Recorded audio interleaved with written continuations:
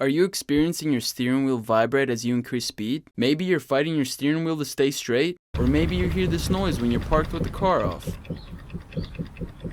These symptoms are most likely caused by bad tie rods in your vehicle. To show you what good tie rods sound like, here's the same movement on my Ford Fusion.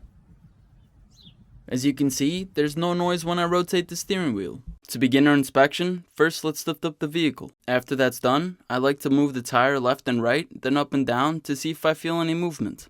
In this situation, I couldn't feel anything that stood out to me. Next, I take the tires off and have a partner rotate the steering wheel back and forth to see if I hear where the clunky noise is coming from. I can hear the noise slightly, but not as obvious as when the tires were on the ground.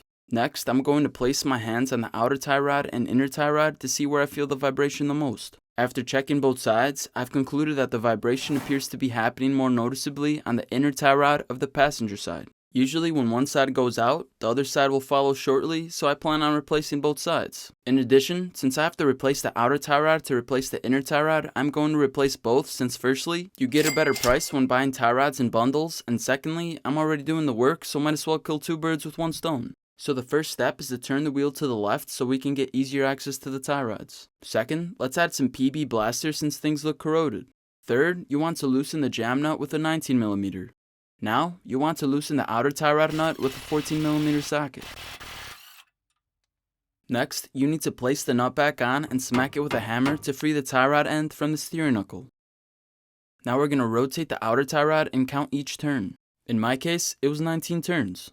Then you want to use locking pliers to hold the inner tie rod while removing the jam nut. After that, let's use pliers to remove the outer clamp of the boot.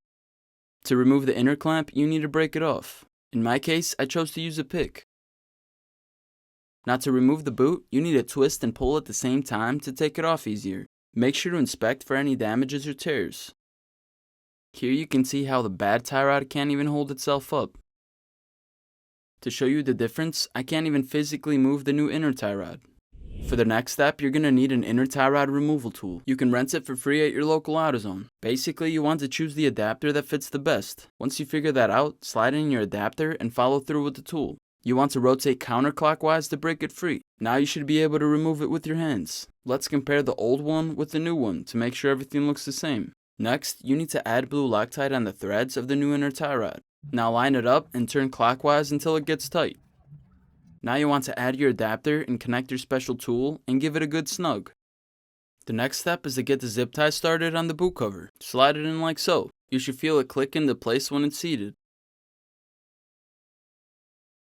Now you want to tighten the zip tie and cut the end off it. Just make sure to be careful so you don't damage the boot. Next you want to put the outer clamp on. Just make sure the boot is aligned with the groove. Next you need to put on the jam nut. Now install the new outer tie rod and count the turns. In my case, I need to turn it 19 times.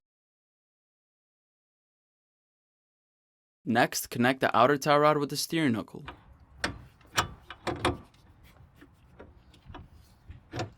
Once you got that done, apply your lock nut and get it started. You want to finish it off with a torque wrench and tighten it up to 25 foot-pounds. You should hear it click. Lastly, secure your jam nut and tighten it up with a 19mm. Now all that's left to do is put your tires back on and schedule an alignment.